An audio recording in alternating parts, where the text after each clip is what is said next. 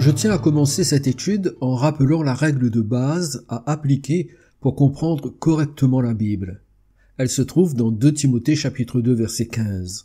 Efforce-toi de te présenter devant Dieu comme un homme éprouvé, un ouvrier qui n'a point à rougir, qui dispense droitement la parole de la vérité. Je l'ai déjà souligné, mais je crois utile de le rappeler. L'expression « dispense droitement » signifie littéralement « couper sur une ligne droite pour diviser et répartir correctement ». Une bonne traduction de ce verset est offerte par la version française de la Bible King James. Étudie pour te présenter approuvé à Dieu comme un ouvrier qui n'a pas à avoir honte, divisant droitement la parole de vérité. Mais avant de poursuivre, si vous aimez nos vidéos, faites-le savoir en cliquant sur le pouce en haut, en vous abonnant à notre chaîne et en étant prévenu des nouvelles parutions. Par ces 3 actions, vous favorisez une plus large diffusion de nos enseignements. Étant donné que nous devons diviser droitement la parole de vérité, notre objectif consiste à faire des divisions non pas entre la vérité et le mensonge, mais entre la vérité et la vérité. Pour le dire autrement, la Bible est un ensemble de vérités que nous devrions apprendre à diviser correctement. Cela signifie que toute la Bible, de la Genèse à l'Apocalypse, est la vérité, mais que toutes les vérités contenues dans la Bible ne nous concernent pas directement. C'est la raison pour laquelle nous devons explorer les principales divisions de vérités présentes dans la Bible, mais que la majorité des chrétiens ignorent. La division que je vous invite à examiner aujourd'hui est la toute première et nous la trouvons dans le premier verset de la Bible. Nous lisons en effet dans Genèse chapitre 1 verset 1 « Au commencement, Dieu créa le ciel et la terre ».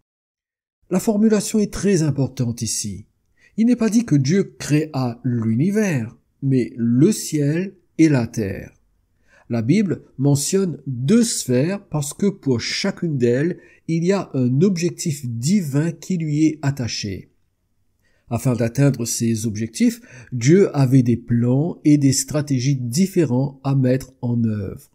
C'est ainsi que tout ce qui vient après Genèse chapitre 1 verset 1 est le récit de l'objectif terrestre et céleste de Dieu. Il faut savoir que la Bible fait une distinction entre le ciel et la terre dans l'Ancien comme dans le Nouveau Testament. Cette distinction s'applique non seulement à la création présente, mais aussi à la création future, comme le précise Apocalypse chapitre 21 verset 1er. « Puis je vis un nouveau ciel et une nouvelle terre, car le premier ciel et la première terre avaient disparu et la mer n'était plus. » La Bible ne parle donc pas de la réalité créée par Dieu comme de l'univers, mais comme du ciel et de la terre. L'expression « le ciel et la terre » ne sert pas simplement à décrire des réalités physiques différentes, mais elle est là pour nous indiquer que le plan de rédemption de Dieu est intimement lié à la division entre le ciel et la terre en tant qu'identité distincte. Nous découvrons ce plan de rédemption dans l'appel de Dieu à Abraham. Il faut savoir qu'avant le chapitre 12 de la Genèse, Dieu s'occupait de l'humanité dans son ensemble. Mais à partir de Genèse 12, nous constatons un changement, car Dieu introduit un tout nouveau programme pour accomplir son plan. Ce programme inédit commence par l'appel d'un homme par l'intermédiaire duquel il allait créer un nouveau peuple qu'il nommera Israël. Nous lisons dans Genèse chapitre 12 du verset 1 au verset 3, « L'Éternel dit à Abraham, va-t'en de ton pays, de ta patrie et de la maison de ton père, dans le pays que je te montrerai. Je ferai de toi une grande nation et je te bénirai. Je rendrai ton nom grand et tu seras une source de bénédiction. Je bénirai ceux qui te béniront et je maudirai ceux qui te maudiront et toutes les familles de la terre seront bénies en toi. » Ce texte est d'une importance capitale. Il est connu sous le nom de l'Alliance abrahamique. Il nous apprend que Dieu a appelé Abraham, dont il changera plus tard le nom en Abraham, et c'est d'ailleurs celui que nous allons utiliser. Dieu lui a dit de quitter son pays et d'aller dans un autre pays qu'il lui montrerait. Il promet à Abraham qu'il le bénirait en faisant de lui une grande nation afin que toute l'humanité soit bénie à cause d'elle.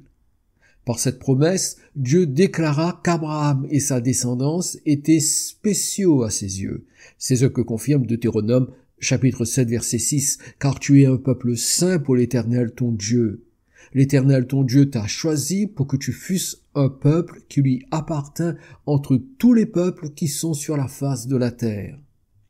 Ce qui est important de noter, c'est que l'alliance avec Abraham et sa descendance, c'est-à-dire Israël, est en rapport avec un pays en particulier. C'est ce que nous voyons dans Genèse chapitre 13, versets 14 à 17, où nous lisons « L'Éternel dit à Abraham, après que Lot se fut séparé de lui, « Lève les yeux, et du lieu où tu es, regarde vers le nord et le midi, vers l'Orient et l'Occident, car tout le pays que tu vois, je le donnerai à toi et à ta postérité pour toujours. Je rendrai ta postérité comme la poussière de la terre, en sorte que si quelqu'un peut compter la poussière de la terre, ta postérité aussi sera comptée. Lève-toi, parcours le pays dans sa longueur et dans sa largeur, car je te le donnerai. » Dans les passages que nous venons de lire, nous apprenons que lorsque Dieu a dit à Abraham « Je ferai de toi une grande nation », cette promesse comprenait un acte de propriété foncière. Dieu dit à Abraham que tout le pays qu'il pourrait voir et parcourir serait à lui et à ses descendants pour toujours. Nous trouvons également la première mention de la terre dans la promesse de Dieu selon laquelle il rendrait les descendants d'Abraham aussi nombreux que la poussière de la terre. Donc, l'appel et les promesses de Dieu à Abraham sont très matérielles, très terrestres pour ainsi dire. Mais Dieu ajoute un autre détail dans ses promesses concernant les descendants d'Abraham et nous le trouvons dans Genèse chapitre 15 du verset 1er au verset 6. Après ces événements, la parole de l'Éternel fut adressée à Abraham dans une vision et il dit « Abraham, ne crains point, je suis ton bouclier et ta récompense sera très grande. » Abraham répondit « Seigneur Éternel, que me donneras-tu ? Je m'en vais sans enfant, et l'héritier de ma maison, c'est Éliézer de Damas. » Et Abraham dit, « Voici, tu ne m'as pas donné de postérité, et celui qui est né dans ma maison sera mon héritier. » Alors la parole de l'Éternel lui fut adressée ainsi, « Ce n'est pas lui qui sera ton héritier, mais c'est celui qui sortira de tes entrailles qui sera ton héritier. » Et après l'avoir conduit dehors, il dit, « Regarde vers le ciel et compte les étoiles si tu peux les compter. » Et il lui dit, « Telle sera ta postérité. » Abraham eut confiance en l'Éternel, qui le lui imputa à justice. Si vous connaissez l'histoire d'Abraham, vous savez que Sarah ne lui avait pas donné d'enfant. Et puisqu'il n'avait pas d'enfant, Abraham a demandé à Dieu comment il allait accomplir sa promesse d'une descendance. C'est alors que Dieu a conduit Abraham dehors et lui a montré le ciel, en déclarant que ses descendants seraient aussi nombreux que les étoiles qu'il voyait en levant les yeux. En mettant tous ces textes en parallèle, nous découvrons quelque chose d'important. Après avoir comparé la descendance d'Abraham à la poussière de la terre, Dieu la compare aux étoiles dans le ciel. Ce détail est capital. Tout comme il a fait une distinction entre le ciel et la terre lors de la création, Dieu opère une division dans la descendance d'Abraham. Il aura une descendance terrestre, mais il aura aussi une descendance céleste. Cette division apparaît également dans Romains chapitre 4 verset 16 lorsque Paul écrit « C'est pourquoi les héritiers le sont par la foi, pour que ce soit par grâce, afin que la promesse soit assurée à toute la postérité, non seulement à celle qui est sous la loi, mais aussi à celle qui a la foi d'Abraham, notre Père à tous. » Notons les deux expressions. Tout d'abord, non seulement à celle qui est sous la loi, puis, mais aussi à celle qui a la foi d'Abraham.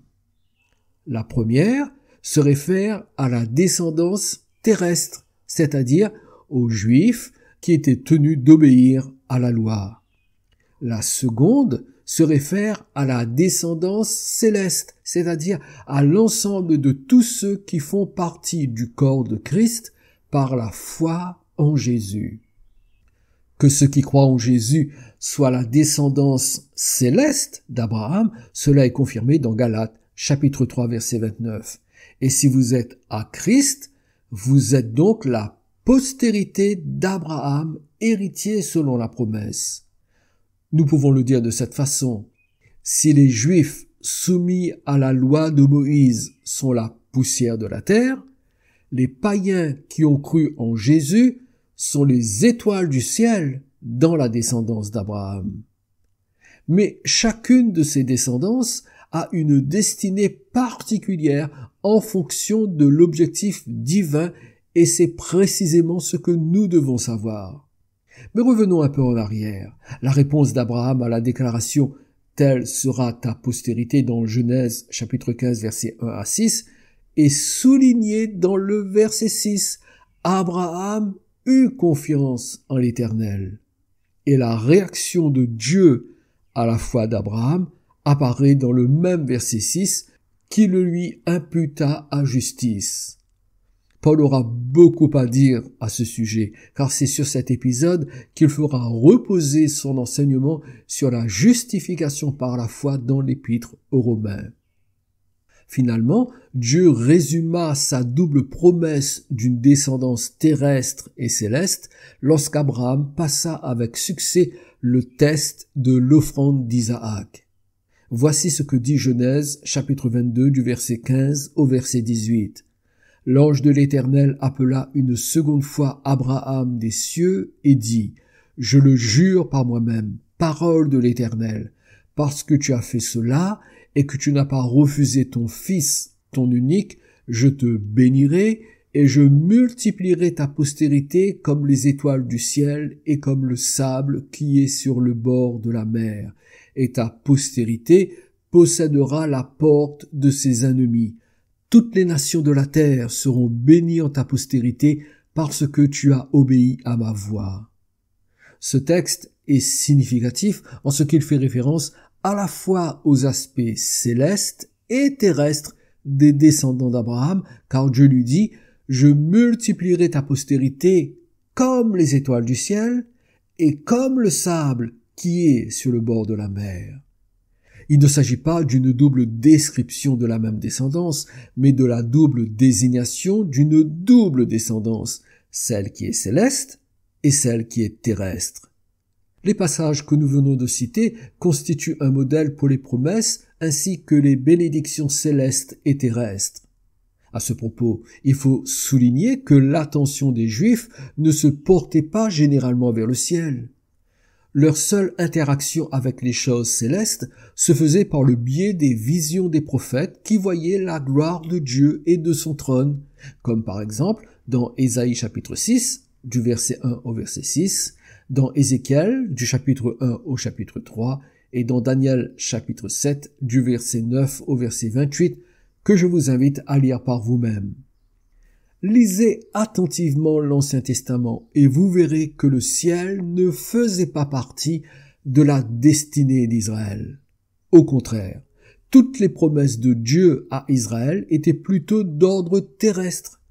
Pour davantage de clarté, nous allons considérer séparément les deux objectifs.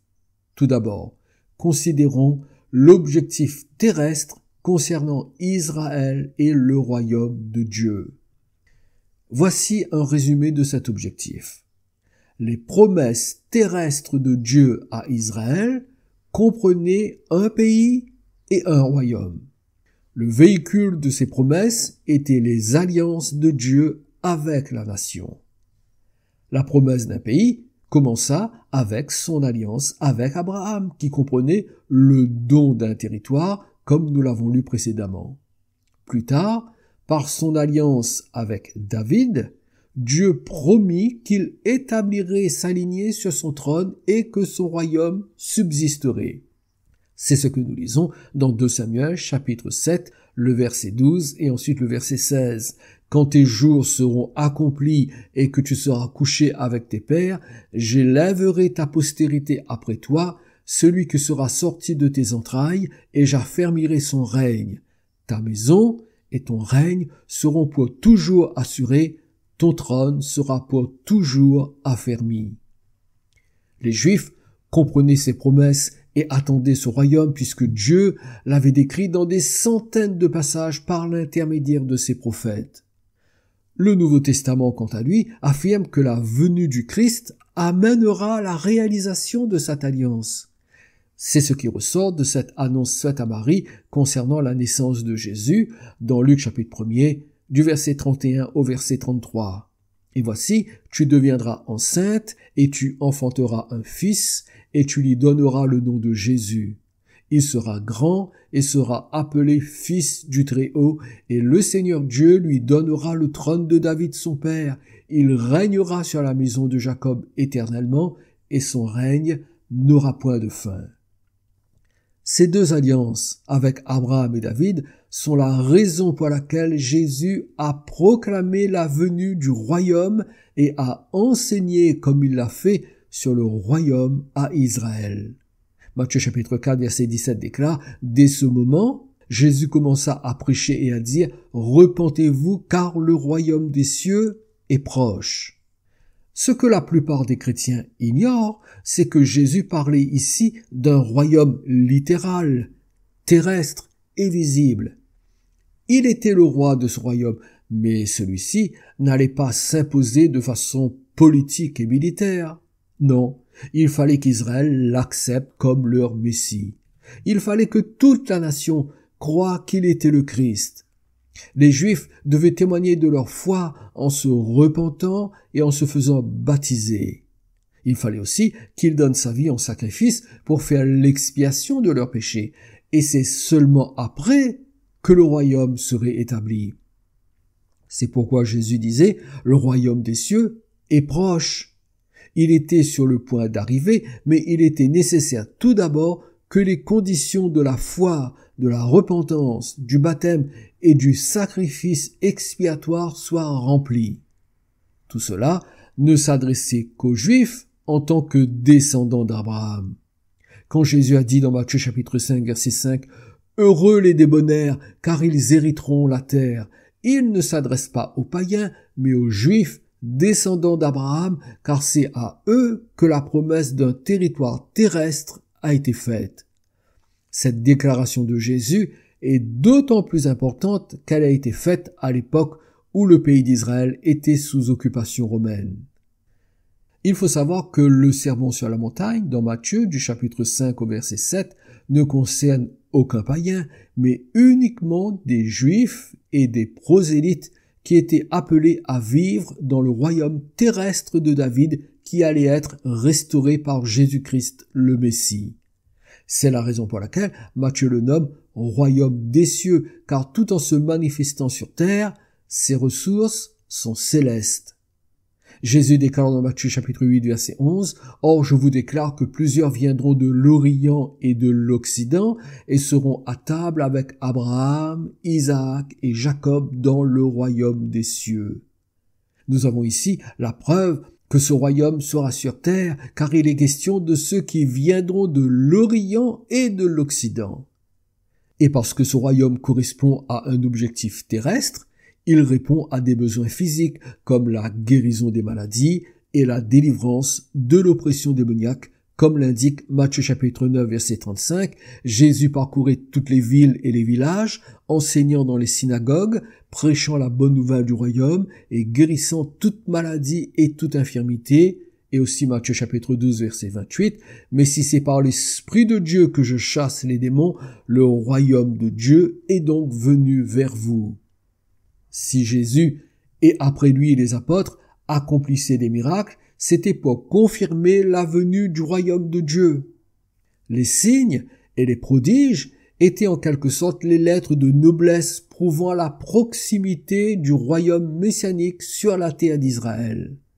C'est dans cette perspective de l'objectif terrestre de Dieu d'établir le royaume en Israël qu'il faut lire Matthieu chapitre 6, versets 31 à 33. Ne vous inquiétez donc point et ne dites pas que mangerons-nous, que boirons-nous, de quoi serons-nous vêtus, car toutes ces choses, ce sont les païens qui les recherchent. Votre Père céleste sait que vous en avez besoin. Cherchez premièrement le royaume et la justice de Dieu, et toutes ces choses vous seront données par-dessus. Jésus ne s'adresse pas à nous aujourd'hui en nous promettant la prospérité matérielle, mais il parle ici des conditions de vie des croyants juifs persécutés qui attendent la venue du royaume. Il leur promet que leurs besoins de nourriture et de vêtements seront surnaturellement pourvus. En ce qui nous concerne, nous les païens, nous devons les rechercher et travailler pour les obtenir, car Paul dit dans 2 Thessaloniciens chapitre 3 verset 10, « Si quelqu'un ne veut pas travailler, qu'il ne mange pas non plus. » Dieu nous fait grâce en nous venant en aide de différentes façons et parfois par de merveilleuses interventions de sa part, mais le surnaturel divin est attaché au royaume des cieux qui n'a pas encore été établi sur terre. Nous ne sommes pas Israël, nous sommes des païens sauvés par grâce, et Dieu a pour nous un objectif céleste. C'est pourquoi ne nous obstinons pas à vouloir vivre selon l'objectif terrestre de Dieu pour Israël. Sachons faire la division entre ces deux différents objectifs. Dans la prochaine étude, nous nous pencherons sur l'objectif céleste pour le corps de Christ. Que le Seigneur vous bénisse. Je vous dis à bientôt. Voulez-vous développer votre connaissance de la Bible, enrichir votre foi et approfondir votre relation avec Dieu?